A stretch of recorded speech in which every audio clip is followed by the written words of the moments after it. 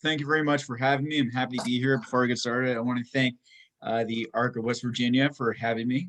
Would have loved to have been there in person, but with COVID being COVID, we had to do it this way. But regardless, it's great to be here. So, hi again. My name is Cory Singer. I am 28 years old. In a few days, I will be, and I am on the autism spectrum. Now, when you look at me, you see I'm a musician. You hear that I'm a singer-songwriter. I do theater. I have tattoos. I drive.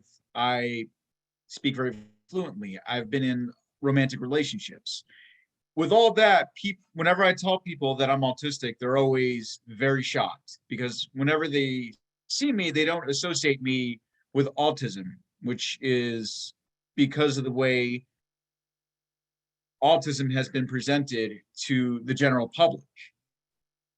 Now, I'm going to talk about my story with autism, my childhood, my upbringing, where it led me to today, and what I've learned about autism in my adulthood that I wish I knew as a child.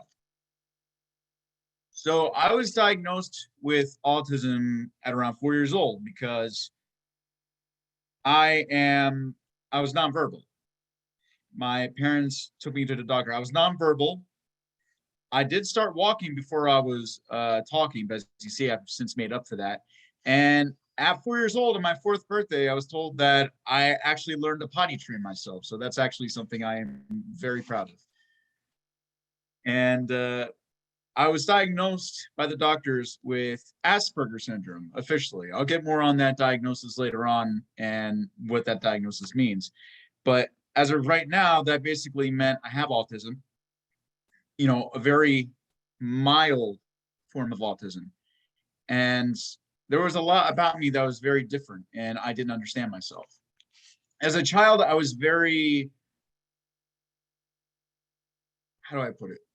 I didn't understand people, and people didn't understand me, right? My parents had a hard time understanding me and raising me, but they just kind of observed me. Back then in the 90s, there wasn't really great autism information out there. They just kind of had to go with the flow. I was a very active child and I tried a lot of things. And one thing about being autistic was that whenever we set our minds to something, we very much, we excel at it. Like I tried sports, I tried soccer and baseball. I was really good at both. My parents thought I was going to like do sports, but I didn't like it. I hated it. So they let me try something else. And so I tried playing trumpet for a while.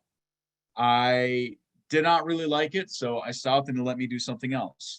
Now, one thing that always struck my parents growing up was that I loved movies. I loved everything about movies. I watched the same movie over and over and over again. I can name every actor in that movie, what other movies they've been in, what awards that movie won, and what awards that movie lost, and what the movies those awards went to. And that's because that was my special interest. Now, special interest for an autistic person is something where the best example I can come up with, this very stereotypical example, is trains. There's something about trains that the autistic child really, really likes. And they will know everything about the train because they have a fascination with it. They will know when the first train was made, who made the first train, where the first railroad was, where the first train went, and where that train is now, everything about it. Now, a lot of these special interests can end up becoming lucrative careers. But that was my thing, movies. And I was also very creative. When you're autistic and you have a hard time expressing yourself to people who don't understand you, you got to find a way to express yourself. And one of the first ways for me to express myself was drawing.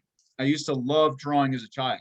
I was actually really good at it. And one of my very first early memories of drawing something was, this is going to be very random. I heard a story about George Washington back when we were learning about presidents as a child and how he died of a heart attack. And so it's very random, I know. So I drew a picture of George Washington as best as an 8-year-old could draw a picture of George Washington.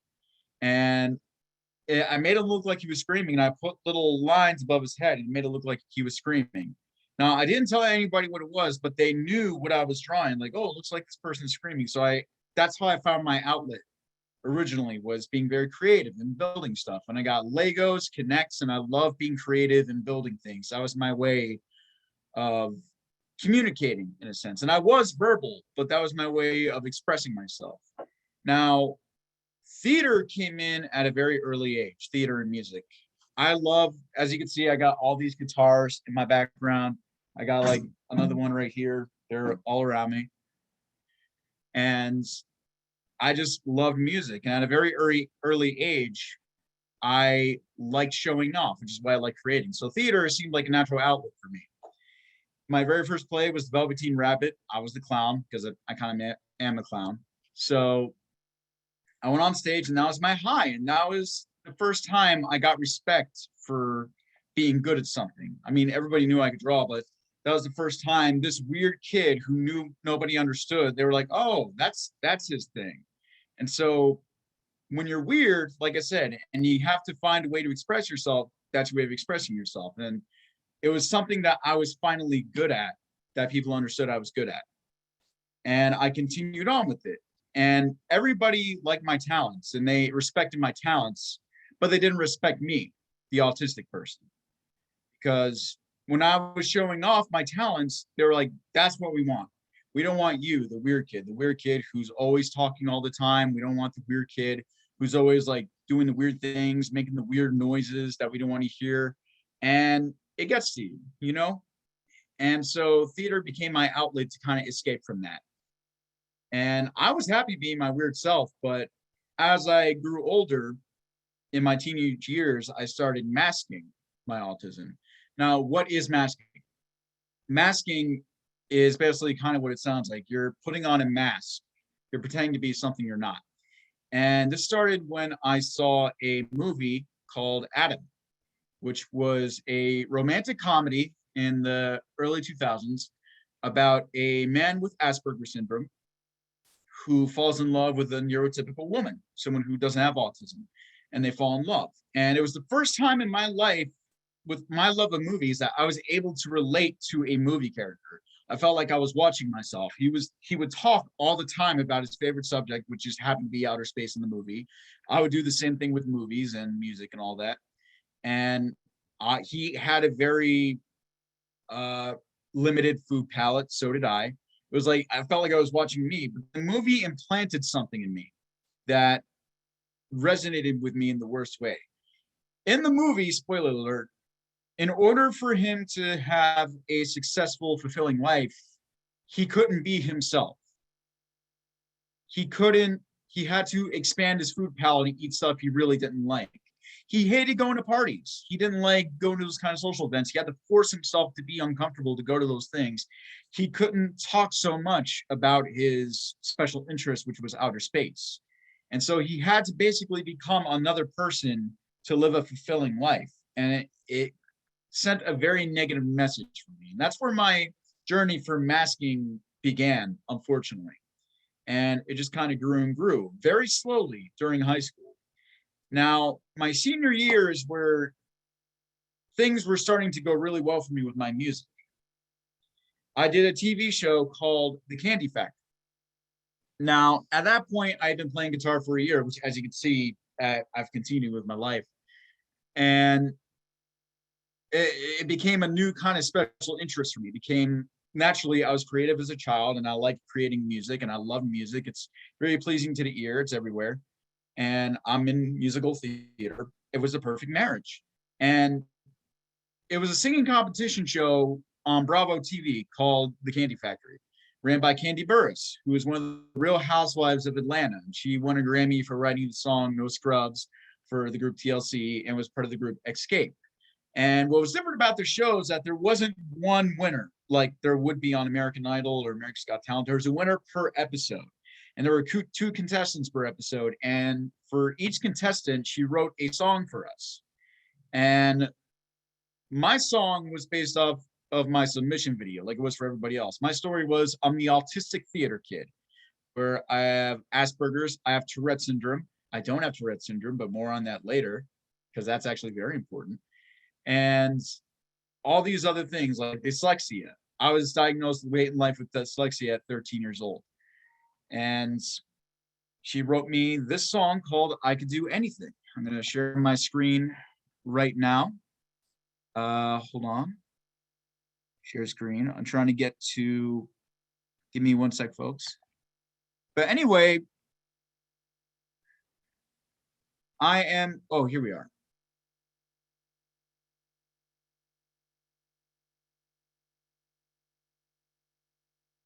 What was great about this song is that it taught me how to write songs. And by the way, they tried to turn me into R&B artist, so here we are. You guys hear it? No? Hold on. Guitar tech is coming. We started to hear it, but I don't think the volume was up loud enough, but I can hear a little bit of it. I'm gonna stop share. Check the volume on the video itself and on the Here, and computer. you have to share sound Okay. and optimize for video clip. And And on YouTube itself, turn up the volume. Yes, sir, and here we are. This is a song Candy wrote for me called I Could Do Anything.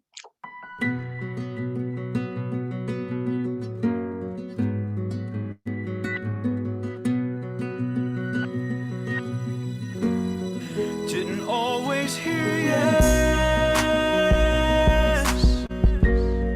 as much as I heard no. For a while I started thinking that that was how life was supposed to go.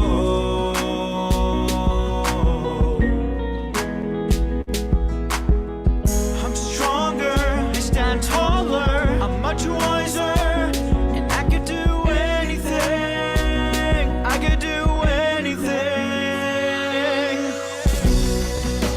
People used to never want to bet on me, but you see that they do now. People always used to count me out, but no doubt they don't now. I was always underestimated, it fazed me, but not now. It took me a while, but I finally figured life out. Now I'm stronger, I stand taller, I'm much wiser, and I can do anything. My hopes and my dreams. So basically, you get the gist of the song. No, thank you. Thank you. So there was a big experience with that show for me because I was 18 years old. I had to take a week off from school in order to film that. I was a senior in high school. And again, I was the theater kid. That's how I got my respect. And it was a different realm for me. But what was interesting was the filming of it. You see, the crew was kind of nervous with me. They never dealt with somebody who had autism. And when I first got there, it was the first time I ever traveled anywhere by myself because I was 18, I was legally allowed to. And the production company, they picked me up from the airport and they were asking me if I'm okay and all that. And I just said, I'm a little nervous, and they panicked because, oh my God, this autistic person's nervous. And so they call my mom and say, hey, we initially said you don't really need to come down, but hey, do you want to come down now? And my mom was like, no, he's got this. Because my mom knew instinctually that I was very verbal about how I was feeling at that point. And if I felt like I needed something, I would just simply ask for it. But anyway, that was also a learning experience for me because that's where my journey of songwriting began. Because I had just been doing musical theater. My reason for doing the show wasn't for fame, it was to grow as an artist. And so Candy wrote that song for me. She gave me the lyric sheet and she gave me and the other contestant MP3s. And there was the song without her voice on it, and then there was the song with her singing on it, so we knew what to sing. And I had a guitar, I've been playing for a year, and it was written out right in front of me. And it was like, it's that easy. So that's where my journey for songwriting began. And it's led me to where I am today. And I'm very happy with that. And everything was going good. And I was finally, I gained popularity in school for being the theater kid and the school singer, but this kind of skyrocketed it. And that was all great. But underneath all that, like I said, I was still dealing with people's negative perception of me with my autism. And, it kind of got to me because they wanted this version of me, but they didn't want the real me. And that's a problem that a lot of autistic people still face to this day. Even as a child, like I was called annoying by not only other kids, you know, that's just natural. Low kids can kind of be bullies towards other kids, but also grown adults, people I was looking up to, people that were supposed to be helping me in my best interests. They would put me down and call me annoying all the time, and it gets to you. Now, fast forward well into my adulthood at this point, my early 20s. I was in college for a semester, had to drop out for medical reasons. I'm not going to get into that, but I still continued with the songwriting. I started to get work, and at first I started working retail, which for me, I only speak for myself and my experience with autism. Retail is terrible because you don't know, you're dealing with people on a daily basis and you're dealing with different people all the time. And I would just be as nice as possible. I tried to follow every single rule to the T, which a lot of times would get me in trouble. Like, for example, look, being autistic, I take things very literally at face value. So I was working at Walmart at one point. They said, if you get something that could be easily open, like a lunchbox or something, make sure you check inside of it. And so I was like, okay. And so someone brought a comforter thing. And you know how comforters come in like those little big bags that zip. I unzipped it and like stuck my hand in it because I thought, oh, it's easily open. I could like stick my hand in it. It's like they yelled at me, like, why'd you do that? I said, that's what the training told me to do. And so stuff that I misinterpreted would get me in trouble, unfortunately. And that was terrible. And so I made the move to working in warehouses. And by the way, the bullying for my autism still continued. I didn't talk that much about it because I knew instinctually and from other people, if I talked about having autism, or at this point where I so-called Asperger's, my chances of getting hired and getting paid well lowered significantly. And that's something that, you know, I still have to deal with to this day. If I go out to get a job, I don't mention the autism because through years of masking, I know how to present myself well, but also it would lower my chances of getting that job. But I kept working and dealing with the bullying from other people, coworkers, customers, and it got to me.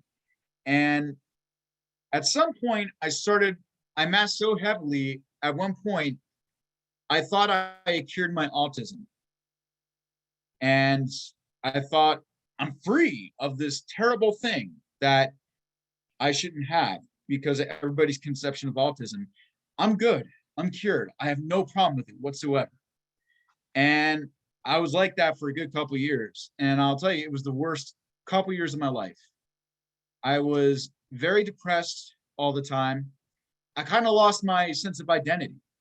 I even stopped doing music and theater so much because I thought, you know, like, oh, I shouldn't be doing that. Like, you know, that's not what a real person should do. I should go out and get a real job, you know, not be working here in retail or in a warehouse, which I still do, nothing wrong with that. But I should go get a real job. I should be a firefighter. You know what I mean? I should be a cop. At one point, I tried to join the military, the Marine Corps more specifically. I had a special interest in the military, admittedly, but it was also, I realized at the end of it was, you know, I wasn't joining because I wanted to join the military. Now, during the recruiting process, I was all good. I was all in. Everything was going great. But then they went through my medical records. And then they said, we can't take you. And as I asked why, they said, because it says here you're on the autism spectrum. And so it was a big blow to me, or so I thought, because I finally had to face the reality that, you know, I'm forever stuck with this terrible title, this terrible thing that makes people hate me, this terrible thing that like has brought me so much anguish, so much, you know, anxiety, this thing that I can't even understand, the thing that other people don't understand. And it held me back. But that's when I started writing again. And that's around the time I started doing theater again and finding myself. And, you know, I had to come to terms with like, I have this thing. I can't never get rid of it. And that was around the time COVID hit. And so we were all locked down. I was working, but I took a couple months off. We were locked down. And a couple things happened. Now, the first thing in regards to the autism, the most important thing that happened was TikTok. Now, my label was saying, hey, you need to join TikTok. You need to get your music out there, right? And I was like, I don't want to join TikTok. I felt like I was too cool for TikTok because like everybody's doing TikTok. And so at that point, I was like, okay, fine. And I joined TikTok. I did a couple of music things. It didn't go well. And so I tried to be a TikTok comedian. And I had a little bit of success with that. And so one day I was like, okay, I'm going to do a video and talk about having Asperger's. In the video, I say, I have Asperger's. It's a developmental disability, and it's a form of autism, which basically means I'm autistic. There's nothing wrong with that, and nor should there be, and I wouldn't change a thing, except for the name, because it sounds like Asperger's. It sounds like something you would get after eating McDonald's. McAsperger's. You're not loving it. And the video just took off, right? And that was very big for me. I was like, I might be onto something here. And so I started posting more autism content. And I started looking it up because I'm like, I never really knew anything about autism. I had the diagnosis, but I never knew anything about it. My family never knew anything about it. So I'm like, okay, I got all this time. Like, why not look it up? At 25 years old, I learned more about myself and realized so much about autism than I had when I was 4 years old. And all these questions as to asking why I am the way I am, I finally had the answer. It's like, wait, so all this stuff, all these weird things that people said annoying that made me such this annoying, terrible person, that was all from my autism. That wasn't just because I was a bad person. And it blew my mind. And I learned so much. And it made me realize that I was masking and I was doing it subconsciously. And it made me realize I was masking not so I could be rid of autism, so I could be happy. I was doing it for other people's approval. I wasn't joining the military because I wanted to. I was doing it for people's approval. And so I had to come to terms with that.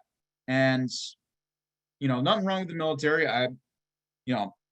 I was actually going to go through with it and I was happy with it, but it's like, I realized why I was doing it as opposed to why someone should join the military. And so I did more research and my songwriting improved after that. So much of my life improved after I started learning about autism. Things I learned about myself, like my special interests. I learned about special interests and why I love movies so much, why I love music so much, why when I find something that I find interesting, I learn everything about it. I learned why my food palate was so rigid growing up. Now, I grew up with a very rigid food palate. My favorite food growing up, my favorite sandwich was a cheese and ketchup sandwich. I know it sounds odd and weird. It's an odd combination, but for some reason I liked it. And the reason why I liked it, I learned, was because there was something with this sensory wise why I like that food. There was something about the texture of the food, all these cool things about it that I learned that I share with people on TikTok. And I'm going to share these with you too. Like, I learned why I like cheese and ketchup sandwiches. For some reason, I like the texture of the ketchup on the cheese with the bread. I found it to be a very nice combination. And that's also why I love chicken nuggets, which I learned too. For some reason, chicken nuggets are the staple of autism food. We don't know what it is. We don't know why. I stand behind Burger King has the best chicken nuggets, and I will go to the grave with that.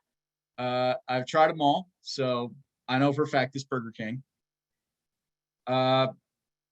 Just so much that answered so many questions. And with that, on TikTok, and I started talking about it more, I started connecting with other autistic content creators and learning from them, and they learned from me. And I found finally a sense of community. And I learned that there's nothing wrong with being autistic. You know what I mean? And I figured what I do with TikTok is that I talk about my disability, and it is a disability, and I share my journey with people from my life. And in turn, I say this humbly, it helps other people. I've gotten messages from other people saying, like, your videos help me understand my kid better. Your videos help me to know how to handle my kid. And from other autistic people, like, your videos kind of help me understand myself better. And then there are some people I saw your videos, I related to them, and I went to see if I had autism, and they ended up getting an autism diagnosis, and all their questions were answered. Because when I was a child, there was no, well, YouTube was just starting. Nobody thought YouTube could be this big thing. Nobody ever thought that there would be TikTok.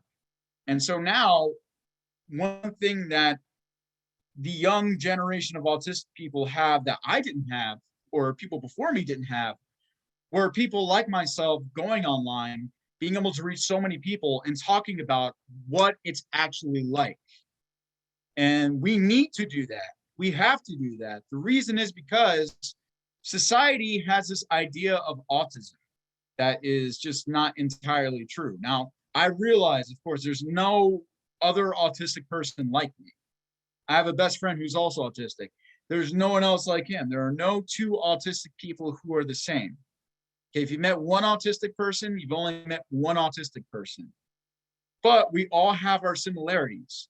And like things that could help me could possibly benefit and help another person. Might not work for every single autistic person, but it could help people understand autism in a better way. Like again, with food and sensory issues. I can only eat food at a certain time. I love being, routine oriented. I need a routine to get through my day. If I don't have a routine, I have anxiety. I turn into a vegetable. I can't do anything else for the rest of the day. And I didn't realize this until I started researching autism. I would have a plan throughout the day and something would happen and I go into a state of depression and I don't know why. There was nothing particularly wrong. And then I learned, it's because my routine is thrown off and I'm autistic. I need routine. So now I'm more better at being routine oriented, sticking to that routine. And I learned how to come up with a backup plan. If God forbid that routine doesn't happen, I could do this instead. And I've shared that advice with other people. That actually seems to be very beneficial, is to have a backup plan just in case your routine falls through. It's like, okay, I could do this instead. And it helps alleviate some of that. Now, and that also goes hand in hand with food. I need to know what I'm eating when I'm eating it. Because for one, if I go somewhere and I'm eating something unfamiliar, there's a lot of anxiety there. I don't know what it is. I don't know if it's going to bother me. I don't know if I'm going to like it or not. And when people ask me about their autistic children, like, how do I get my child to eat more food? How do I get them to try more food? And I say, it's got to be on their time. You need to, kind of like myself, I didn't start trying new food until I personally felt comfortable enough to do it. You know what I mean? So let's say I didn't start eating good vegetables until my teens. And it's only because I felt comfortable enough to do it.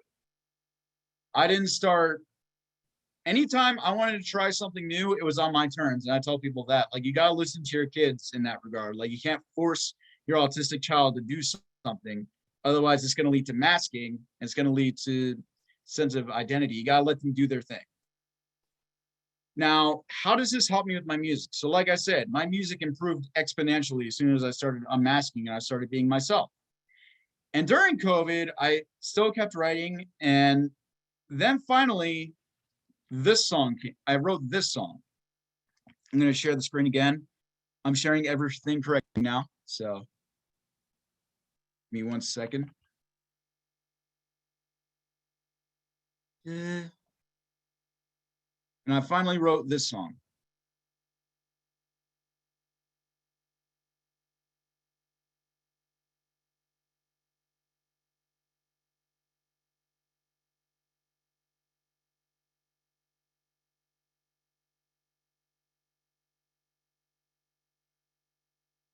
I'm sure it's coming. It's internet.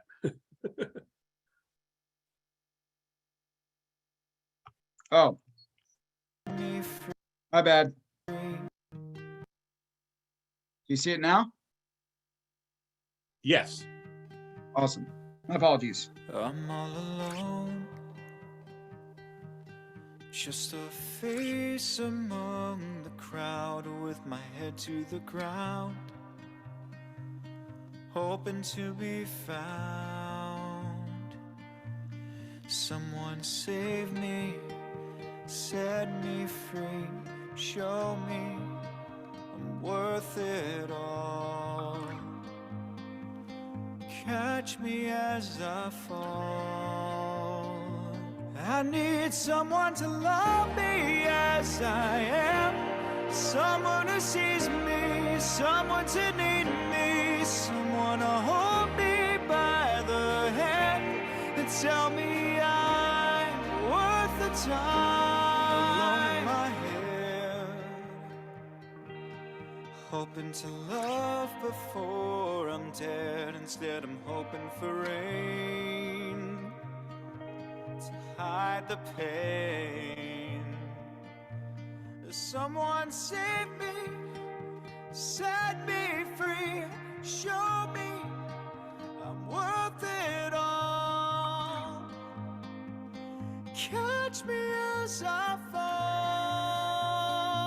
I need someone to love me as I am, someone who sees me, someone to need me, someone to hold me by the hand and tell me I'm worth the time.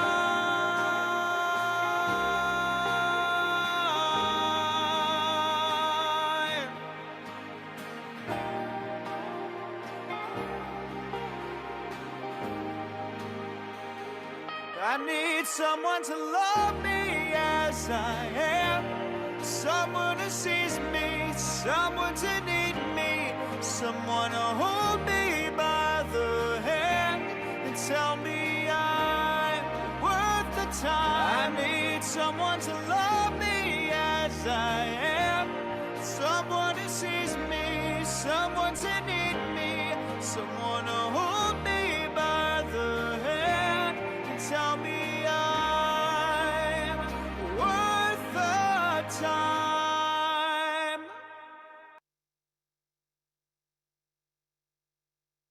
I am back. So thank you. So if I hadn't unmasked my autism, I would not have written that. And I actually wrote that, I don't know if you guys could tell, based on my autism.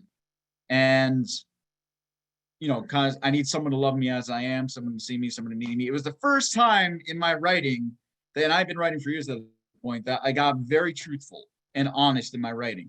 And that's how I've been writing since then, just very truthful and honest. And I shared that, and as my TikTok was growing, I shared that to my autism community, and they all loved it.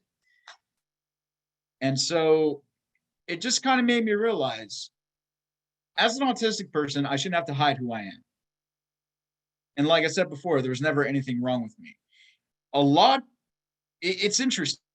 Autism is just an interesting topic, but there's also a lot of ableism that we deal with on a day-to-day basis. And I've learned how to counteract that. Like, for one, I tell someone I'm autistic, goes, oh, you know, everyone's a little autistic. And it's like, yeah, no. So so what I do to counteract that, if you guys ever want to try this, you gotta ask them, like, depending on what their hair color is or how tall they're, like, what's your hair color? If they're blonde, I go, oh, I'm blonde, and I'm clearly not a blonde. I'd be like, well, you know, everybody's a little blonde. Like, it just kind of prove to them that automatically stops the argument. That's why we need to talk about this. That's why these are things that need to be talked about. That's why these are things that need to be learned. Because at the end of the day, autism is a disability. And people don't realize that. When someone sees me, how I present myself, they don't think, oh, that guy is disabled. And that's where masking comes in. I only let you see what I let you see. They don't see the autism burnout that I experience when I come home from work. Autism burnout is when I'm masking all day, I'm having to deal with everything that's stressing me out. I come home and I just crash on my sofa and I nap for a half hour. And I'm all good after that, but that's been going on ever since I was a childhood. I'd go to school, I'd mask my autism, I'd go home and I'd nap for a half hour. You know, schooling as an autistic child, like what we know now, like it could have helped me out back then. I had an IEP, you know, but it didn't do anything for me. I got maybe extra time on a test or a quiz, and I got an extra teacher in a room. It didn't help me learn the subjects any better. And what would take other students maybe a half hour to an hour, maybe even 10 minutes to do all their homework assignments would take me an entire evening. I get home and I would spend hours trying to figure out what it all means, trying to study everything as best as I can, because I had a hard time understanding it. And so I was yelled at all the time by my teachers for being lazy, for not putting in the effort. What they didn't realize was I was putting in the effort all the time. They just didn't like realize how much effort I was putting in because they have their lives, I have my life. And my grades didn't reflect that, but I tried the best I could. But now, like I said, we have TikTok, we have YouTube, we have people like myself talking about autism. This could help educators learn about autism as well, to better understand the child. Go, okay, maybe we could find a better way for them to learn this, for them to comprehend it and understand it better. And also, it's more than a learning disability. That's another thing I want to put out there that I learned.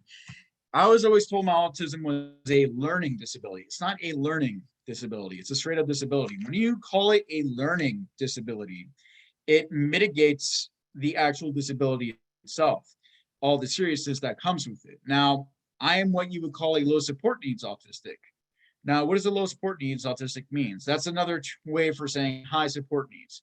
I don't need a whole lot of help taking care of myself. I could, like I said, I drive, I have relationships, I speak very fluently. I work, when I'm not doing music or theater, I work a full-time job, you know, because the guy supports the dream. I have tattoos, you know what I mean? Like, I'm a very independent person. Now, people see that, they hear the autism, they think, oh, he's fine, he doesn't need that much help.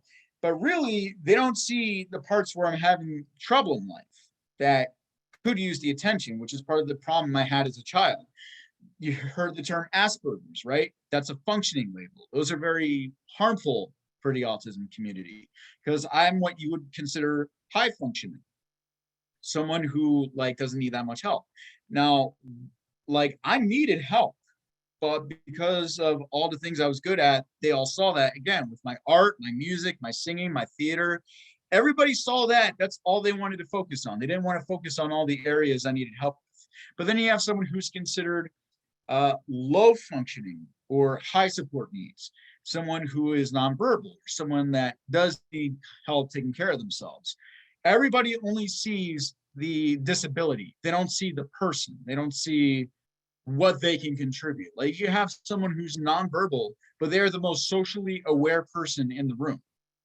It could happen. So that's a big problem with functioning labels. When you have someone like myself and they're called high functioning, we don't get the real proper help that we need in order to, again, help us with school, help us with social, social interactions. I had to like learn by trial and error how to get by socially. I finally learned how to properly use sarcasm. So that's cool.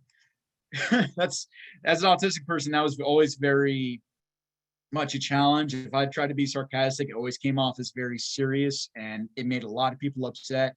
So, but I finally learned how to do it better and I like being funny. And that's why I like theater too, because I always loved being funny and making people laugh. But whenever I did a teenage Cory singer, I had a hard time understanding the joke, the punchline. But in theater, you have a script and it shows you what the joke is and why it's funny. And so that kind of helped me and that kind of helped me learn humor. So, but autism isn't inherently a bad thing. It's something that a lot of us have to deal with, unfortunately. You know, and it can be very fortunate. It doesn't always have to be unfortunate. I had to correct myself there, my apologies. But it's, did I have some unfortunate experiences with my autism? Absolutely. And there's no denying that. There are some parts of it that I wish I could change, but I can't. I had to learn to accept it. Again, learning the process of unmasking. Now, I wouldn't be the person I am today without my autism. But that doesn't mean my autism is my identity. And that's another reason why a lot of us have to talk about it and to bring it out there. Autism is not an identity. Autism is a part of why I am the way I am, but that's not me completely. I'm a musician, I'm a singer-songwriter, I'm a vocalist, I'm an actor. You know, I'm a friend to someone. You know, I'm a independent person. I don't use autism as my identity. And that's what we need to get by. And that's the thing that people need to learn. You don't need to treat me any different as you would someone who doesn't have autism. I'm just like you. And so what I want to leave you with is focus on your ability, not your disability. Thank you. That was wonderful. Thank you so much. And Thank we'd you. like to turn it over to see if anyone has any questions for Cory now.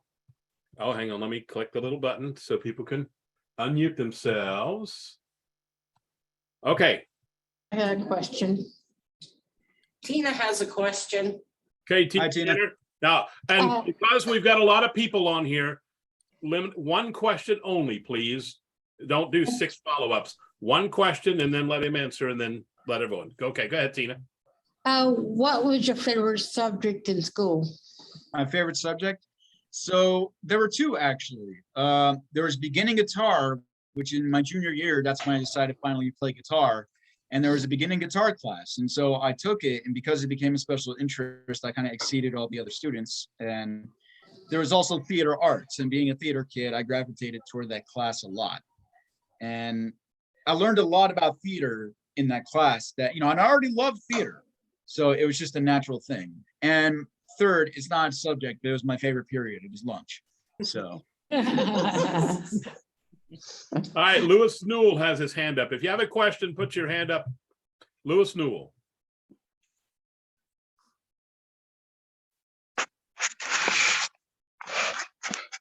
Hey, Lewis.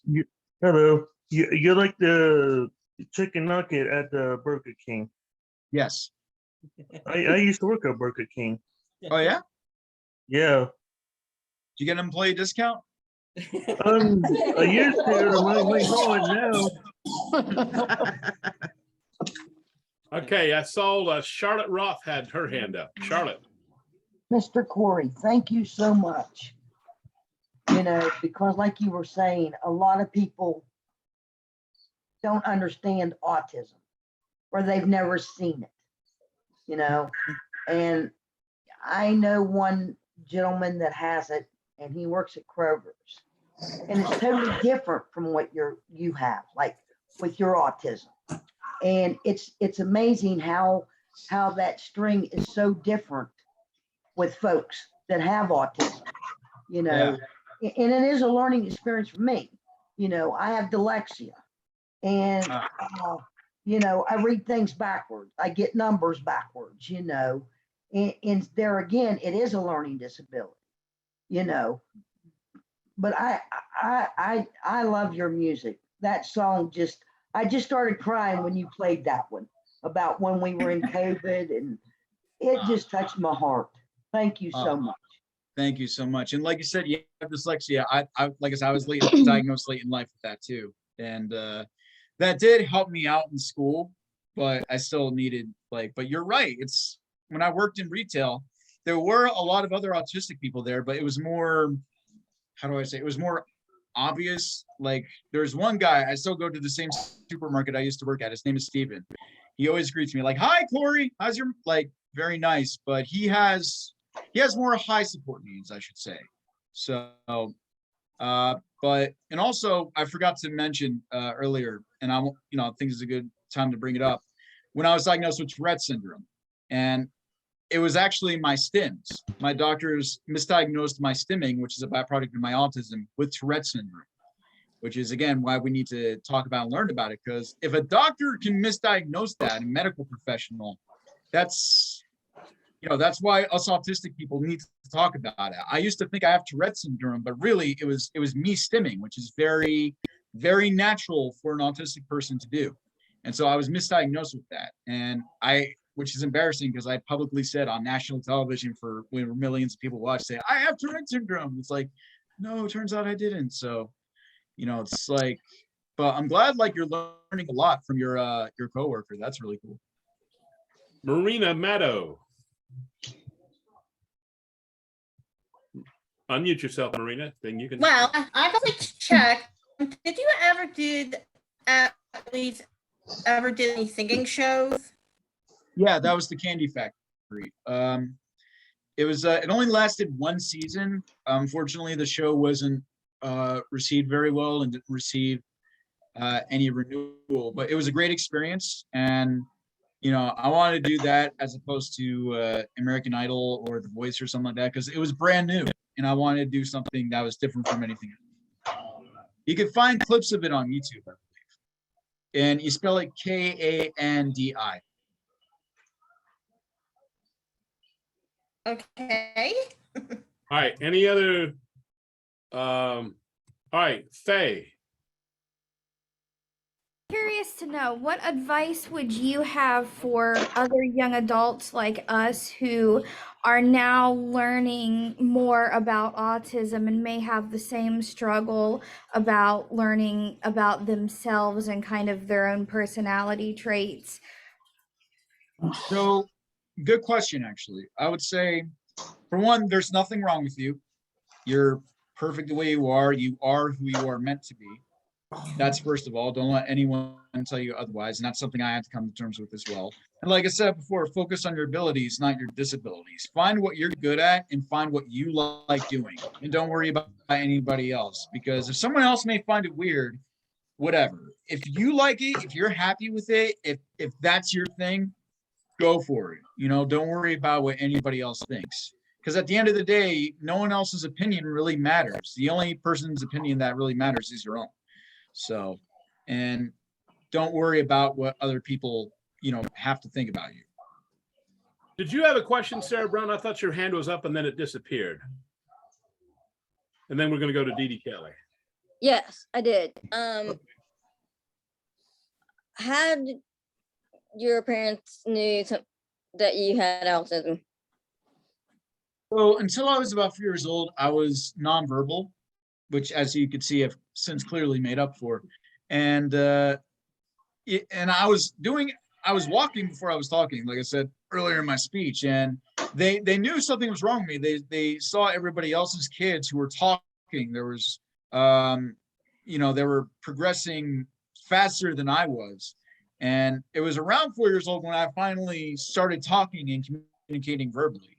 And so that's when they first knew that there was something, the way they put it, there was something off about me, that I wasn't like other kids. So they got me the diagnosis for Asperger's, which, by the way, we just say autism now, which is, again, like, we're trying to do away with functioning labels because of how harmful they are. Dee Dee Kelly, and then Angie Ramsey. I was curious if you're still interested in theater, or you still dabble in theater. With your voice is phenomenal, and I can see you still being on stage. I wondered if you still like doing that, and if you are doing that. Thank you so much. So yes, I do theater. I've had to take a little bit of a break because the music has just kind of been consuming my life a bit more, because I love performing, but I also love creating, and I'm lately been creating more of what I'm performing. My music, as you probably heard, has a taste of theater in it, which is where I take my biggest inspiration from.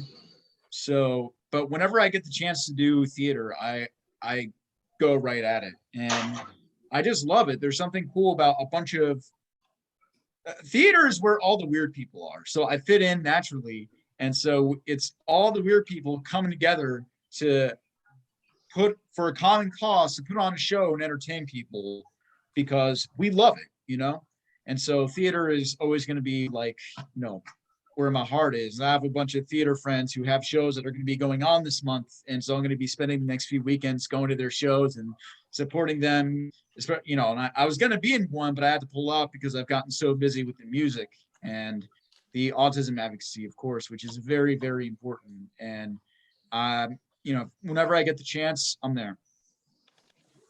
I think Angie Ramsey had a question. Yes. I have a friend who's autistic I was talking about yesterday. What would you say to people that would stare because they make noises and they don't understand what's going on? That's a good question. I never thought about that. So the best answer I could think of is, first of all, look to them and, ask them if what do you think of this? Ask them if they're bothering them. And if they say yes, explain to them, well, this person is autistic. They can't help it. This is their way of comforting themselves. And does that make sense? Yeah, because like I said, she's nonverbal. Mm-hmm. So she screams, but mention that's all the only. that's the only way that she can communicate is for screaming. And Yes, so I've had that happen. I've had that happen to me in a place. I've had people look at her like, and I want to go over and say something to them, but I get ready to leave and I don't get a chance to say anything to them before I left. That kind of thing. when you do get the chance, explain to them, like, listen, they're autistic. This is their way of communicating. And they literally, this is the only way for them to communicate.